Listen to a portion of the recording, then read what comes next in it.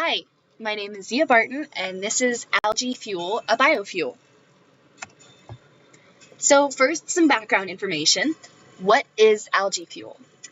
It's an oil made from algae and or seaweed, and it's based on butanol, and it can also be a food. It can also be eaten.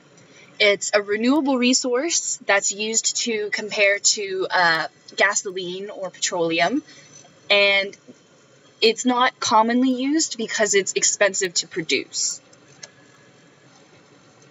So the growth and cultivation of algae fuel, they grow in ponds. They're very temperature dependent because it is a plant. So if you have a cold season or a hot season, it can definitely affect the growth of your algae. And it is, of course, based on photosynthesis as a process, and it's very light dependent as well as temperature dependent. So it can't grow in places that are extremely dark, and they do well in more lit areas.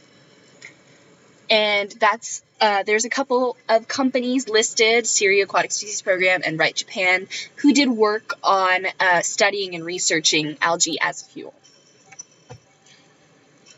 And the production of algae fuel, basically this is a photo here that shows what algae grows like in a pond, and you scoop it up and you take it to a lab and you dehydrate it and you remove, I do believe, one of the hydrogen bonds, and it creates butanol, and you liquefy it, and that can be used as a gasoline replacement.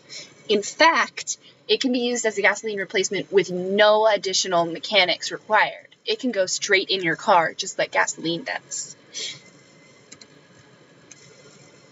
And here's some research on algae fuel that was done in the early 70s. It was done by Syria, the Aquatic Species Program, Right Japan, and the U.S. Department of Agriculture, among many others that are not listed. And they tested things like high productivity and lipid content, lipid production, the thermal tolerance of algae, how much CO2 it absorbs, the energy it produces, food supplementation, making biodiesel out of it, whether or not it could actually act as a replacement for petroleum-based fuels, and making bioethanol out of it.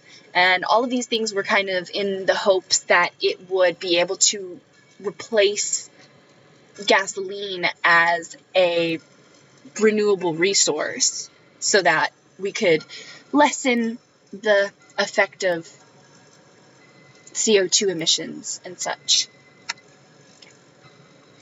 And here's the impact of algae fuel, and it's a lot better than other renewable resources because it needs no insecticide or herbicides to grow, and it can actually use wastewater like sewage water as a source to grow from, like pretty easily. And from that wastewater, you can actually recover phosphorus as well from the pure water, which is something that no other renewable resource does. It also biodegrades a lot more easily than petroleum-based fuels, which is why there's a lot of reduced CO2 emissions from it. However, it is flammable, just like regular gasoline, which is a possible problem in transport, such as on trains or on ships. But, of course, we have those issues with gasoline as well, which is much more flammable than algae, might I say. And, of course, if we have an accident like oil spills are nowadays, algae is a lot less destructive on the environment than an oil spill. And here's how to spread the word, and how the word has been spread in the past. In the 1970s, there was a huge gas price increase, which is what catalyzed the research on algae. And it was researched in US, Germany, Japan, England, and Israel. However, it was really expensive. It's about $56 to a barrel, where gas at the time was about $20. So they did abandon it eventually as a mode of fuel that could be available to the public.